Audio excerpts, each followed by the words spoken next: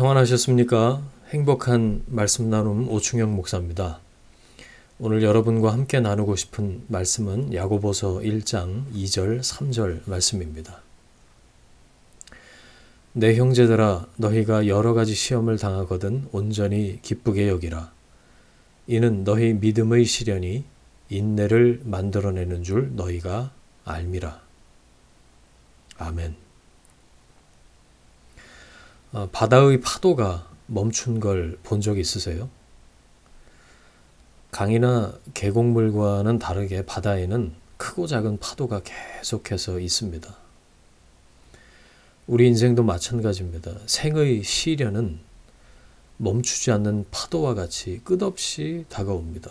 가난할 때는 돈이 있으면 세상 걱정이 없겠다고 생각하죠. 그런데 돈이 많아지면 그 돈만큼 커다란 시련이나 또 다른 어려움을 겪는 사람 많이 봤습니다.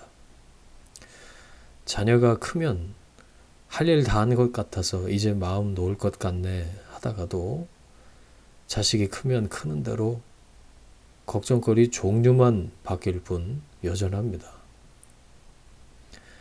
우리는 살면서 이렇게 도무지 피할 수 없는 시험을 맞닥뜨리는데 이거 어쩌면 좋을까요?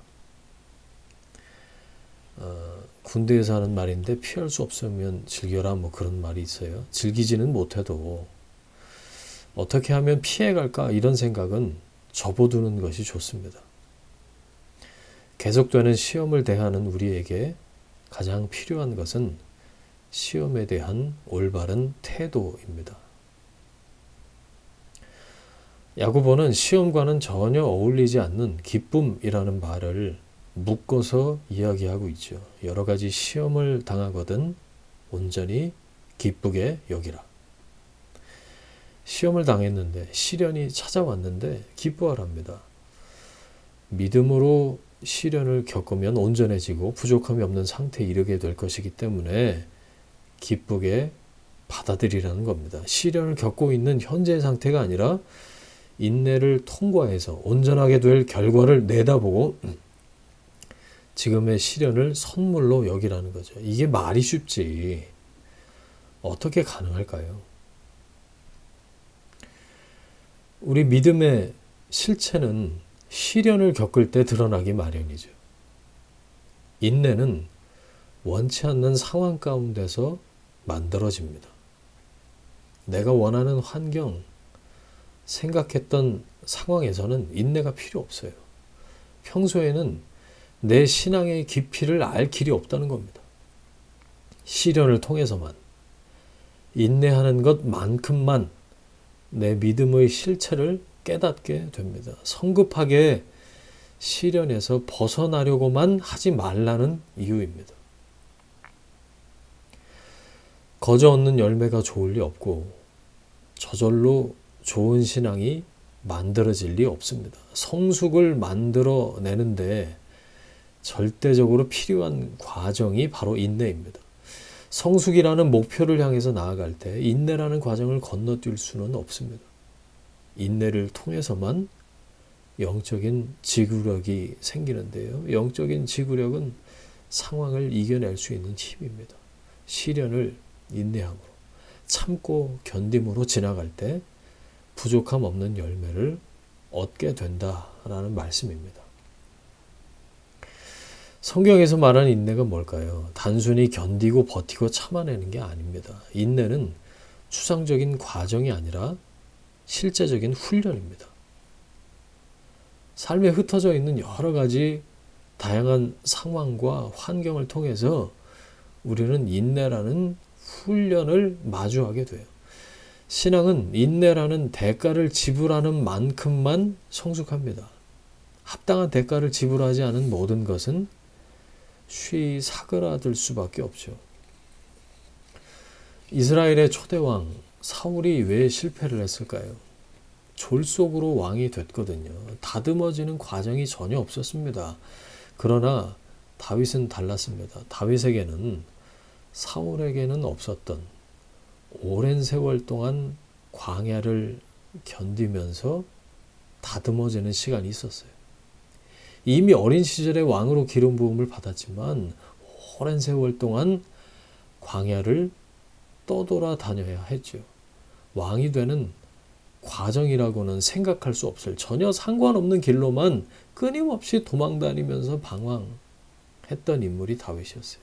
그리고 스스로 왕이 될 수 있는 절호의 찬스가 찾아왔는데 다윗은 하나님의 때를 기다리면서 그 때를 인위적으로 앞당기지 않았어요. 결과적으로 긴 세월 동안 그는 인내하면서 성품을 준비했습니다. 무엇이든지 빨리 이루어내려는 것을 경계하십시오. 성품이 준비되지 않은 성공은 재앙입니다. 조급한 마음 아주 위험합니다. 사단은 우리의 마음을 조급하게 만들어서 빨리 손에 쥐라고 유혹하죠. 여러분, 믿음의 세계에는요, 속성 과정이 없습니다.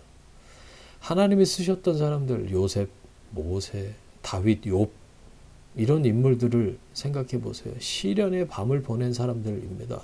광야의 비바람을 수없이 맞고 또 맞고 기다릴 줄 아는 사람들이었어요. 인내를 통해서 야성이 길러져요. 인내를 통과하면서 지혜를 배우고요. 참고 견디면서 소망 중에 깊어집니다. 마침내 믿음의 시련이 하나님의 사람을 만들어내는 것이죠. 인내의 과정을 지나는 가운데 걸러져야 할 수많은 불순물들이 제거됩니다. 스위스의 정신의학자 폴 트루니에가 고통에는 뜻이 있다라는 제목의 책을 썼습니다. 우리 삶에 찾아오는 이해되지 않는, 해석되지 않는 고통이 있습니다. 그러나 그 안에 하나님의 선하신 뜻이 분명히 있다는 것을 알면 시험은 새로운 각도로 보이기 시작합니다. 고통에 머무는 이유가 뭘까요? 그 고통이 이해되지 않고 해석되지 않기 때문이죠. 그러나 고통이 해석이 되면 고통을 또 다른 각도에서 바라볼 수 있는 눈이 생기는 거죠. 여러분, 그리스도 안에서의 고통은 분명히 뜻이 있습니다. 우리는 어려움이 없는 평안한 삶이 계속되길 원해요. 하지만 신앙은 시험을 통과해가는 그 과정을 통해서 인내를 배우고 인내를 통해서 마침내 성숙에 이르는 것입니다. 하나님은 우리가 어려움이 없는 삶이 아니라 환난과 시련을 통과하면서 성숙한 믿음의 사람답게 빚어지길 원하십니다. 그래서 영적인 시험을 당할 때 필요한 것은 그것을 피할 방법이 아니라 적극적인 태도입니다. 시련을 오히려 영적인 진보의 기회로 삼는 거죠. 여러분, 시험을 두려워하지 마십시오. 시험으로 인해서 절망하거나 하나님을 원망하지 마십시오. 문제를 거두어 달라고 부르짖는 대신 그 시련의 순간, 고통의 순간, 이 고통이 빨리 없어지게 해달라고 기도하는 대신 하나님, 제가 받아야 할 수업을 제대로 받게 해달라고 그렇게 기도하는 편이 낫습니다. 여러분, 혹시 시련 중에 있으십니까? 선물로 여기십시오. 시련을 겪을수록 믿음의 실체가 드러날 것입니다.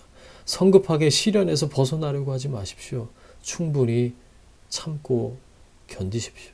성숙하고 잘 다듬어진 사람, 어느 뭐로 보나 부족함이 없는 사람이 되어가고 있는 과정입니다.